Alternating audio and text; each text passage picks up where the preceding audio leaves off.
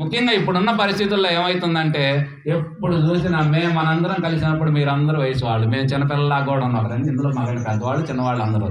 కానీ ఇవాళ మన జనమే కానీ అంతకుముందు అత్తయ్య వస్తే తర్వాత పాడలు వచ్చేది, మనవాళ్ళు మనవరాళ్ళు వచ్చేవాళ్ళు. ఇవాళ పరిస్థితుల్లో ఇట్లా వచ్చే పరిస్థితి కనపడట్లా. ఎంతప్పుడు మనం తప్ప కొత్త బ్యాచ్ అనేది రావట్లా. కొత్త బ్యాచ్ రాకపోతే రానున్న తరంలో ఈ భక్తి భావాలు ఇప్పుడు మనం ఎంత గొప్పదయా, ఇది ఎంత గొప్పదనుకున్న భక్తి అంటే ఇవాళ మనం 10,000 20,000 ఖర్చు పెట్టి కార్యక్రమం చేసుకొని ఇంతమందిని కూర్చొని ఇంత గొప్ప ఉపన్యాసం చెప్పుకొని మంచిది అంటున్నాం అంటే ఆ మంచిది అందరికీ చేరాలనే తపన మనకు ఉంటుంది.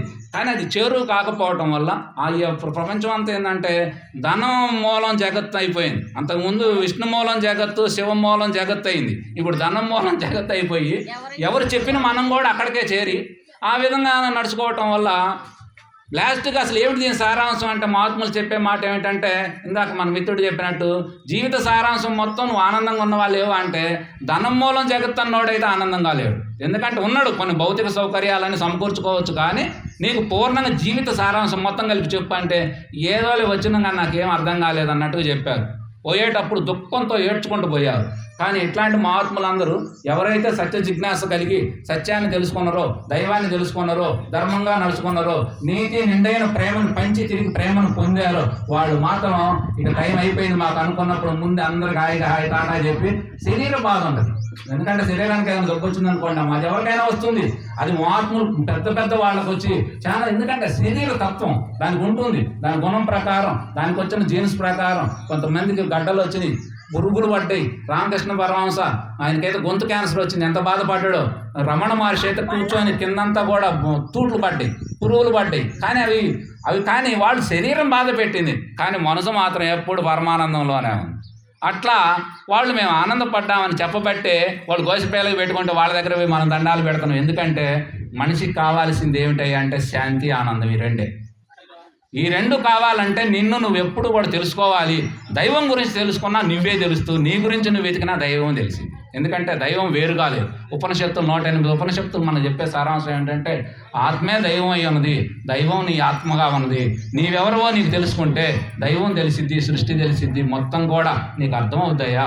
ఆ విధంగా నువ్వు నడుచుకోగలిగితే నువ్వే కొన్నాళ్ళకి. అందుకే మన భారతీయ సాంప్రదాయంలో మనకి గురుతత్వం అంతా కొన్నాళ్ళుగా దేవుళ్ళుగా మారటానికి కారణం ఏమిటంటే, ఎవరైతే దేవుడి గురించి ప్రకటించారో మనం ప్రకటించిన దానిని పట్టుకోం, ప్రకటించిన వాళ్ళని పట్టుకుంటాం.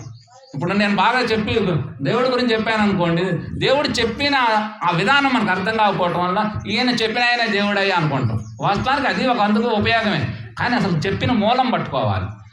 అందుకనే మనకు అలా పట్టుకోవడం పోబట్టే మనకు అనేక రకమైన వేలల్లో గురువులు, లక్షల్లో గురువులు ఉన్నారు, వేలల్లో దేవుళ్ళు ఉన్నారు. రకరకాలుగా మనకు సంస్కృతి అంతా మనకు ఆ విధంగా పెరిగి ఆదర్శంగా అందిస్తూ ఉంది. కానీ మన విధానంలో మనం అందరం కూడా ఇందులో ఎక్కువ మనసు పెట్టి తెలుసుకొని చేసుకుంటే హాయిగా సుఖంగా ఉంటుంది. మనకి ఇప్పుడు జీవితంలో అందరికి వచ్చే బాధలు మనకు వస్తున్నాయి.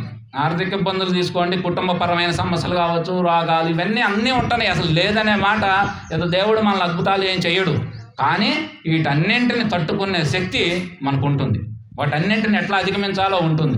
ఎట్లా ఓర్పు సహనం వాటి మీద మనం ఉన్నప్పుడు కొద్ది రోజులు, ఇప్పుడు తుఫాన్ వస్తుంది, అది ఎంతసేపు ఉంటుంది, 5 నిమిషాలు ఉంటుంది. దానికి బెంబేలెత్తి పోవాల్సిన పని లేదని మన మనసు చెప్పింది. ఒక 5 నిమిషాలు మెలకుండా కూర్చుంటే కాసేపు గాలి తిరిగి వెళ్ళిపోతే తర్వాత శుభ్రంగా ఊడ్చుకుంటూ అయిపోయింది. జీవితం కూడా కష్టాలు కూడా ఎప్పుడు శాశ్వతంగా ఉండవు, దుఃఖాలు శాశ్వతంగా ఉండవు. కానీ ఇవన్నీ తెలుసుకోవాలి. తెలిస్తేనే మోక్షం, తెలియకపోతే బంధమయ్యా జీవితం వృధా అయిపోతుంది. ఎన్ని తెలుసుకున్నా ఆయన తెలుసుకోకపోతే బ్రతుకు సున్నానే. ఏమీ తెలియకపోయినా ఆయన తెలుసుకున్నవాడు జీవితం మిన్నా అని చెప్పి మా పాట రాయడం జరిగింది. అట్లా భగవంతుడి గురించి తెలుసుకోవాలి, లేదా నీ గురించి తెలుసుకోవాలి. అందుకని మన గురించి మనం తెలుసుకున్నా భగవంతుడే, భగవంతుడి గురించి మనం తెలుసుకున్నా. కాబట్టి ఆ విధానం మనం తెలుసుకోవడానికి ఇట్లాంటి మహాత్ముల యొక్క వచనం, వాళ్ళు ఒకవేళ కాలం దేహం పరమపదం చెందిన తర్వాత అయినా వారి మాటలు, వారి రచనలు అవన్నీ హృదయాలను కదిలించి ఎంతోమందిని నడిపిస్తా ఉన్నాయి. ఆ విధానంలో మనం కూడా ఎంతో కొంత తెలుసుకొని మన జీవితాన్ని పరిపూర్ణంగా 100% చేయకపోయినా కనీసం ఇట్లాంటి వాళ్ళ స్పర్శ ద్వారా మనం ఒక 50% అన్న జీవన విధానంలో ఒడిదుడుకులన్నీ తట్టుకొని సమాజంలో మంచి వ్యక్తులుగా కీర్తింపబడ్డా చాలు. మంచి చెడుకు అతీతంగా బతకడం తర్వాత దేవుడు ముందు మంచి వాళ్ళగా బ్రతకాలన్నా కూడా నీకు ఆదర్శం అనేది అవసరం. కాబట్టి ఇట్లాంటి అమ్మగారు, నాయనగారిని ఆదర్శంగా తీసుకొని మనం చక్కగా నడుచుకుంటూ ఈ కార్యక్రమాలు, ఈ విధానాలు, ఈ భక్తి మనకి తుమ్మల చెరువు, కరాలపాడు, పిన్నెల్లి, మన ఈ గ్రామాలన్నీ మనకి భక్తి భావన నడుస్తున్నది, సంకీర్తన నడుస్తున్నది, సత్సంగాలు కూడా మనకు అమ్మవారు ఉండటం వల్ల ఇక్కడ ఈ కార్యక్రమాలు ఇవన్నీ. తర్వాత ఇప్పుడు నాసరి గారు మరి పీఠం నడపటం అనేది మంచి పరిణామం. వాళ్ళ దంపతులు మరి మూలన పడ్డది. మరి దాని పరిస్థితి ఏంటంటే భగవంతుని యొక్క సంకల్పం. మరి ఆయనకు కూడా మరి ఇన్నాళ్ళ నుంచి 30 ఏళ్ళ నుంచి నువ్వు సేవ చేస్తున్నాను ఆయన, నీకు కూడా ఏదో ఉంటే బాగుంటుందని చెప్పి భగవంతుడు ఆయనకు అప్పగించినట్టుగా అనిపిస్తే నన్ను ఒకరోజు అలా అడిగితే మంచిది తీసుకో, ఏం కాదు, ఎటు మనం ఆడే ఉంటున్నాం, మన పనే అది, అంతకంటే మనకు మాత్రం అదృష్టం ఏముంది, సేవ చేస్తాం, మన సొంత పెట్టుబడి మనం ఏం పెట్టేది లేదు అని చెప్తే చక్కగా పీఠం తీసుకుంటూ ప్రతి నెలకు ఒకసారి కార్యక్రమాలు పెడుతుండ్రు. ఒక 50 మంది కూర్చుంటున్నాం, చక్కగా మాట్లాడు, అందరం తెలిసిన మనుషులు. ఇదంతా ఆత్మబంధం. ఈ బంధం ద్వారా మనందరూ కూడా ఆ యొక్క పరిచయాలు, ఆ యొక్క స్పర్శ, దానివల్ల మీరు కనపడగానే మాకు అది అలాంటి ఆలోచనలే వస్తాయి, మేము కనపడగానే మీకు అలాంటి ఆలోచనలు, మనందరం ఒకటిగానే ఉంటాం. చక్కగా మరి ఇంకా కార్యక్రమాలని ప్రోత్సహిస్తూ మరి ముందుకు సాగి పోతే మన జీవితాలు బాగుంటాయి. మనల్ని చూసి మన పిల్లలు, ఆ పిల్లలు, ఇదంతా వారసత్వం. ఎందుకంటే మనిషి చెప్పిన దానికంటే ఆచరించింది బాగా ప్రభావం చూపిద్దాం. అందుకు కాబట్టి మనలాంటి వాడు అందరం అమ్మవారి యొక్క అడుగుజాడల్లో మనందరం నడుచుకొని మన జీవితాలను కూడా తరింపజేసుకోవాలని కోరుకుంటూ మరి అమ్మగారికి, లింగరాజు నాయన గారికి నమస్కారాలు తెలియజేసుకుని నేను సెలవు తీసుకుంటున్నాను.